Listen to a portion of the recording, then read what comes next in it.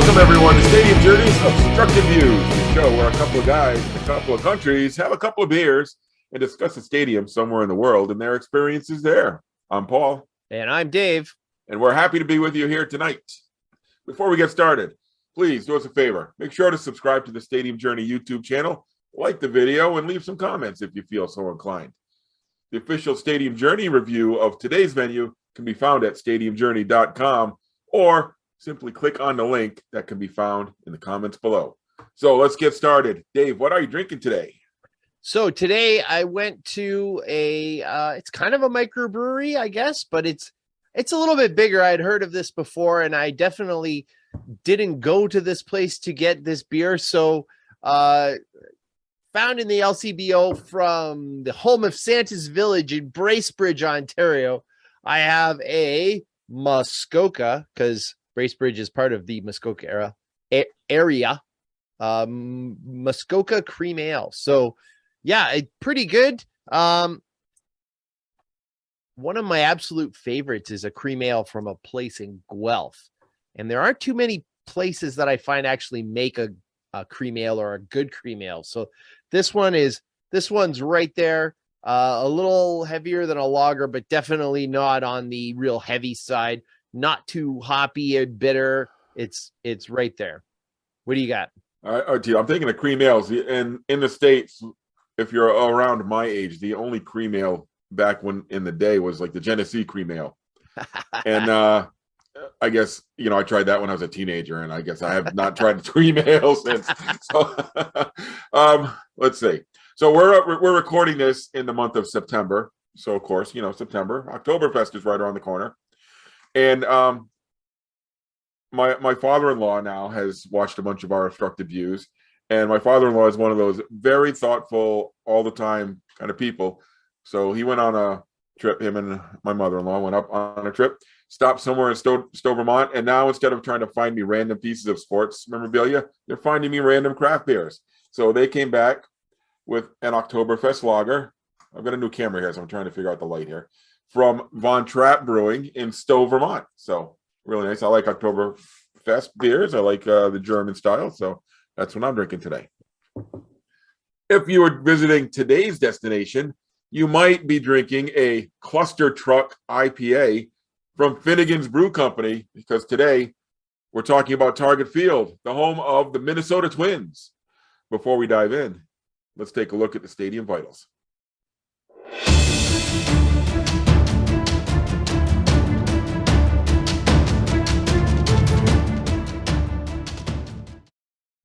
All right, so Minnesota Twins, Target Field, never seems to get a whole lot of love when people are talking about their favorite ballparks. I mean, everybody thinks it's a really solid park. For my money, one of the better parks in the American League. Well, isn't it a massive improvement? Doesn't Target Field get the award for biggest improvement from previous stadium? Well, I think Oakland, if Oakland can ever get everything done, maybe they'll take over. But yeah, the difference between the old Metrodome and Target Field, oof, talk about day and night. Hubert H. Humphrey Metrodome. Did you ever go there? No, I did not. I didn't either. But I would say, it seemed that the Metrodome was like the greatest place in the playoffs, because they always had that, the loud meter, and it was like above jet engine. It was so loud in there. But that's the thing, like, when you're in the dome, maybe it's not the greatest in the summer, but man, if you're in the playoffs, it can rock. But anyway, I digress. We're not talking about the Metrodome. We're talking Target Field. So yeah, Target Field built in 2010. And I would say that, we talked on Obstructed Views before. We talked about St. Louis and how St. Louis was this big copycat. And we all kind of had the fatigue. We had the red brick and green seat fatigue. And Target Field didn't do that at all. Absolutely. Thank goodness. That not like nice light colors. Limestone. I was going to say limestone. I feel like I went on the tour and had a great tour and yeah, limestone. stainless steel kind of touch in various spots. A really small footprint.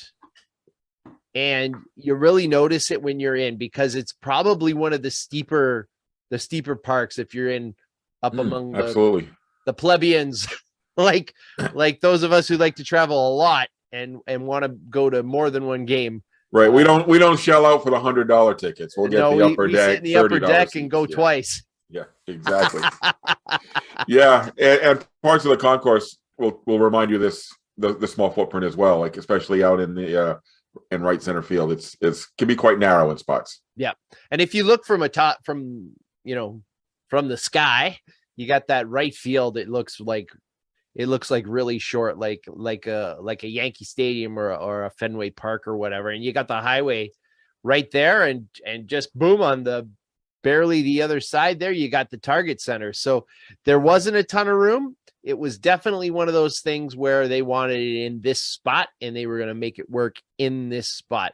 I think on the tour, they said it's the smallest footprint they have in Major League Baseball, which isn't too surprising. If you got that room, I guess it is a little surprising when you're on the outside, because it does seem like there's a fair bit of space out there to kind of congregate before going into the game. It seems they need all that spot because they got like a bronze statue for just about everybody who's played 30 games there. Yeah, you were telling me before we started 8 statues. Yeah, 8. That's a 8 bit much. sets of bronze statues, 9 people, because the Pohlads share one, the patriarch and matriarch, but you've got Tom Kelly and Harmon Killebrew and Kirby Puckett and Kent Herbeck and Tony Oliva and Calvin Griffith, the previous owner.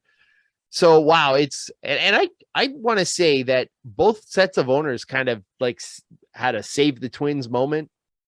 Did they not? Yes, I think you are absolutely correct. Now, Griffin brought them out there from Washington. Right. And is it? And then, isn't that a great story when they have the, a team like that wins the whole thing? I like to see that instead of like the Yankees. We all like to see that instead of the Red Yankees. Sox again, or it's always I don't know. I'm tired of the big New York, LA over again. Ugh, absolutely. I can't say I disagree with you, with one exception. So you're talking about twice this team, or geez, maybe even more than that, but they were not in the far too distant past before that. We're talking about the Metrodome. Back in the ancient days of the turn of the century, they were on the commissioner's list for contraction. Yep, they were on their way out 2001 as one of the ways that Major League Baseball was looking at becoming more competitive within, having a little bit more parity. And they equated parity with financial parity, right? So what was the salary structure of the Yankees versus the salary structure of the Expos, right? It was just so hugely different. And once they were able to agree on a luxury tax, not a hard cap, which I know the owners wanted, especially after 94 and wiping out the entire World Series. They wanted a hard cap. They didn't get it.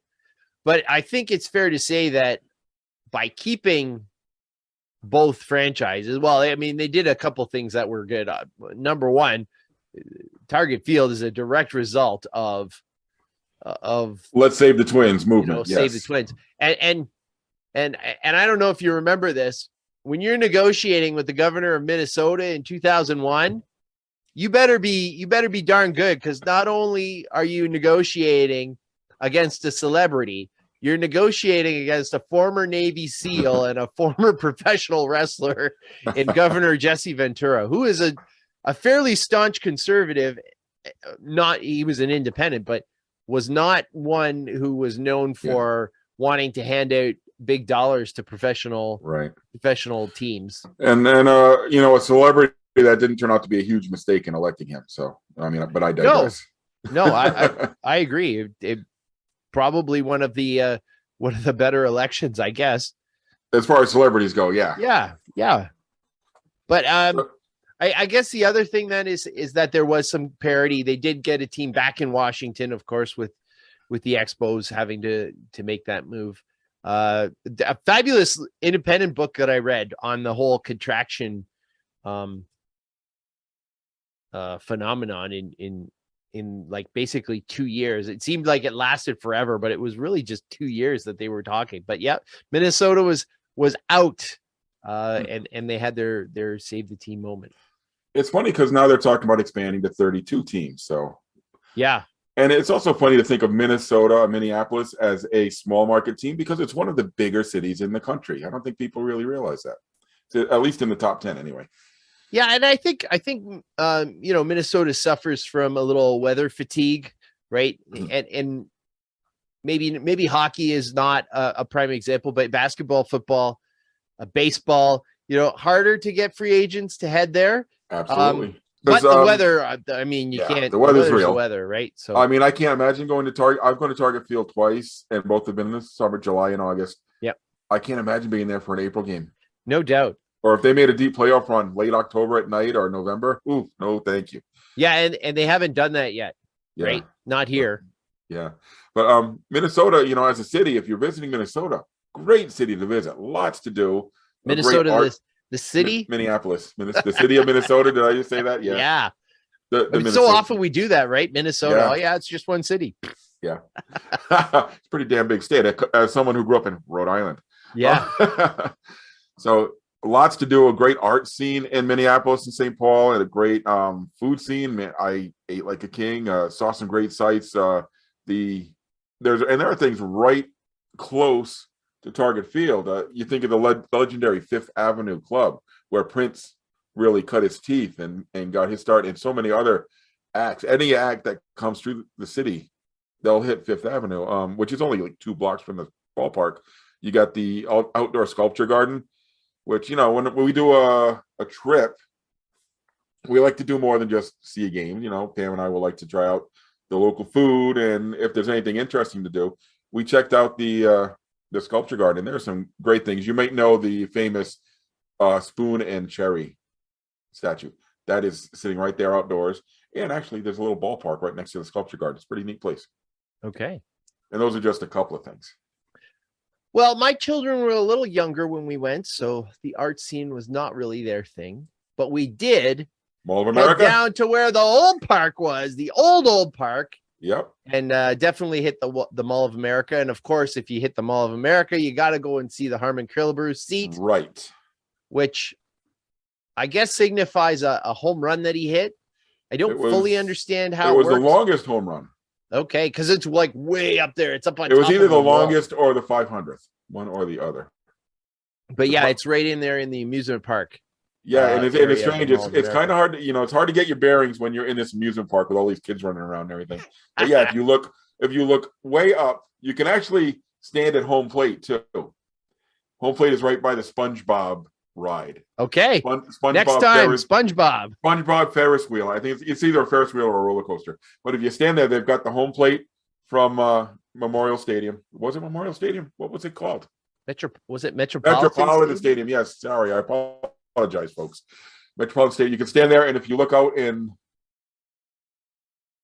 left field, I believe, way up on the wall, about 450 feet away, there's this random chair sitting up there. And that's where Killebrew's, that famous home run, was hit. Pretty cool thing. Yeah. Yeah. So we did that.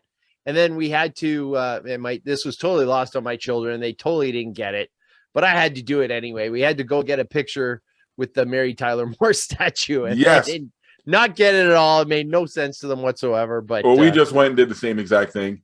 And of course, when my wife was there, I said, throw your hat up in the air. She knew just what to do. She did the little twirl and whoop. Yeah. Yeah. I have Jackson throwing his hat in the air, but yeah. Why am I doing this? Oh, okay. And whatever you say, Dad. Can we get food weren't the when we only get ones. to the game?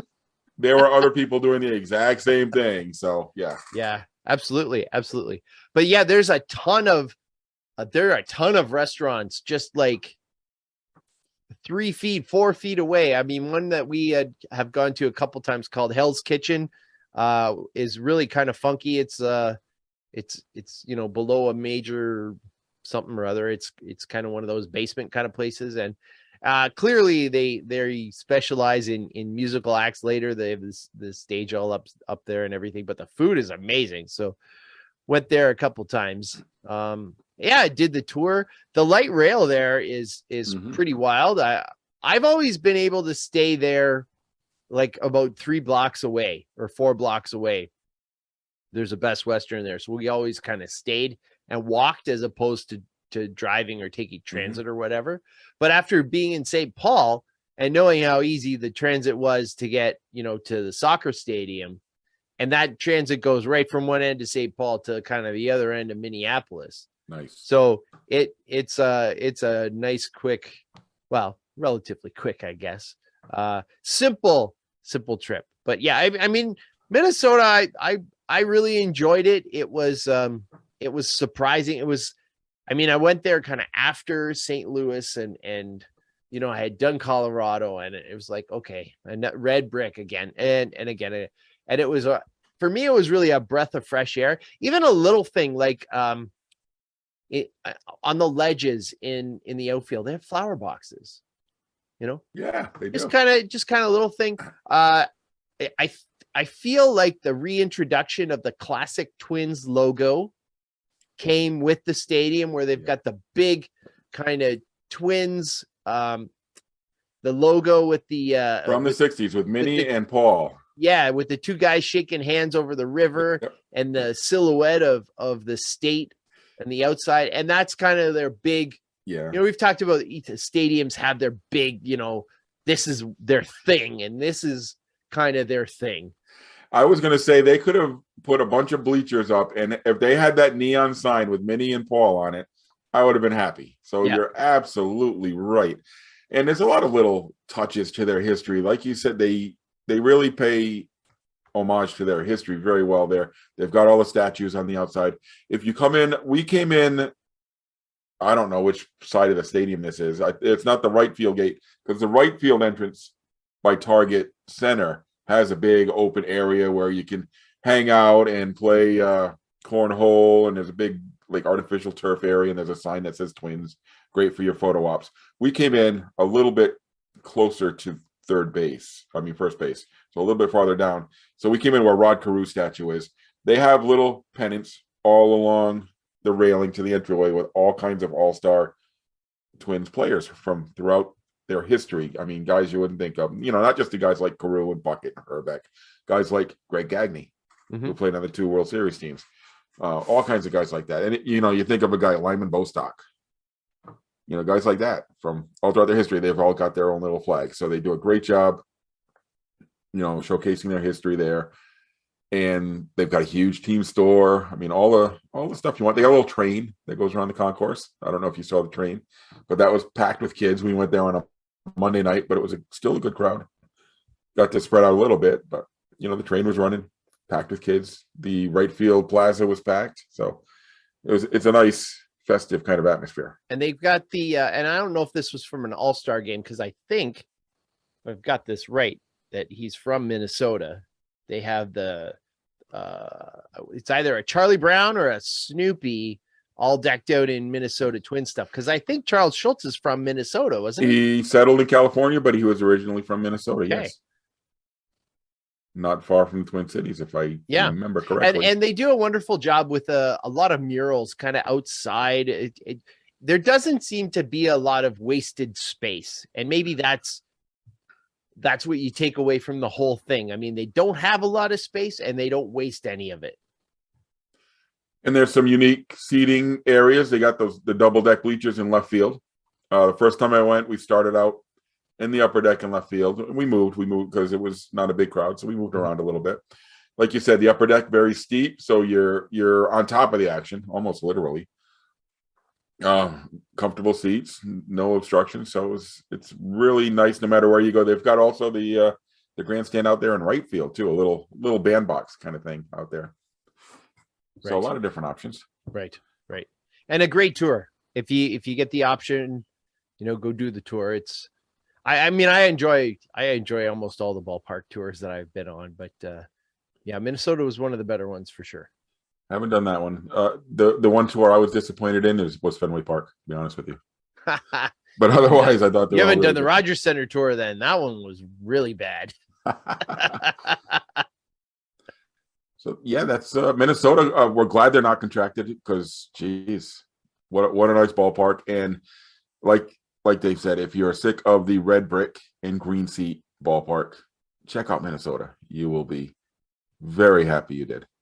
And not just for Juicy Lucy's, which I might add, probably a very overrated kind of hamburger in my opinion. But if you like to get scalded with molten cheese when you take a big bite out of a hamburger, Juicy Lucy's for you. So that's our look at Target Field, home of the Minnesota Twins. Glad you joined us, and we hope to see you on the road again real soon. Cheers. Cheers.